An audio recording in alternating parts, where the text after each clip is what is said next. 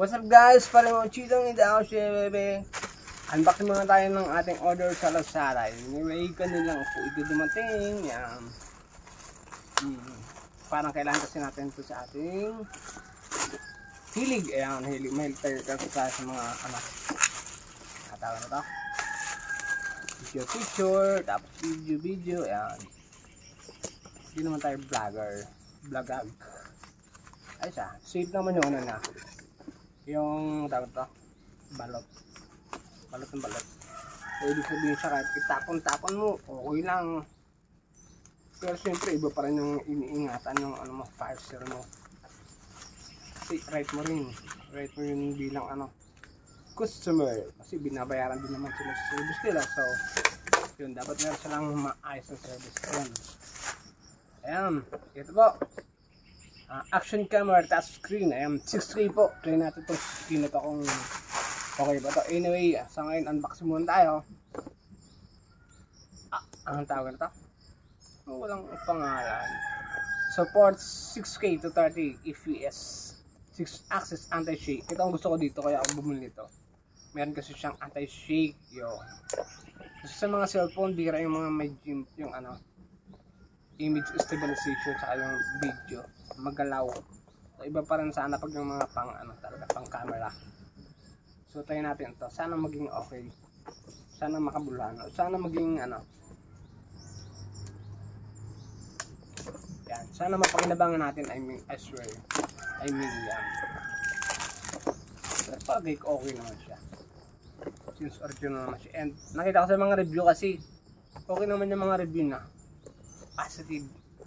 Ano kayong laman nitong box na daw? Kita mo, ang ganda ng box na. Dinudukot. Uy, nakataw. Baliktad tayo ha. Wow. Okay. Tignan natin. Unboxing tayo, bebe.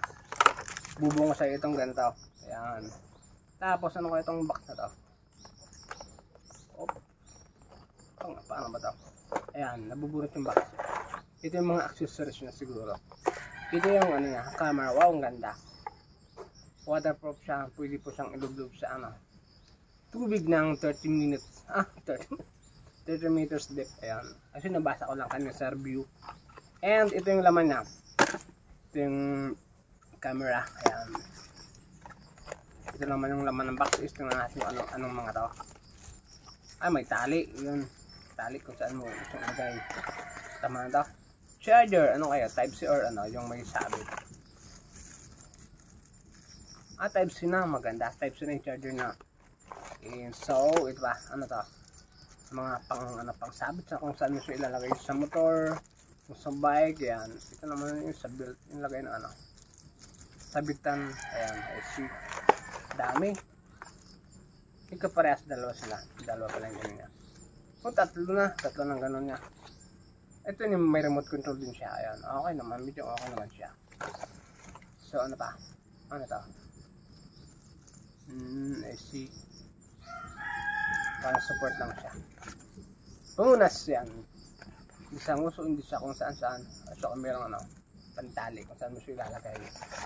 And, ano pa daw? Ito yung pang-fix sa ano. Sa mga bilog na lagayan mo. Kung saan yan. Kung sa motor.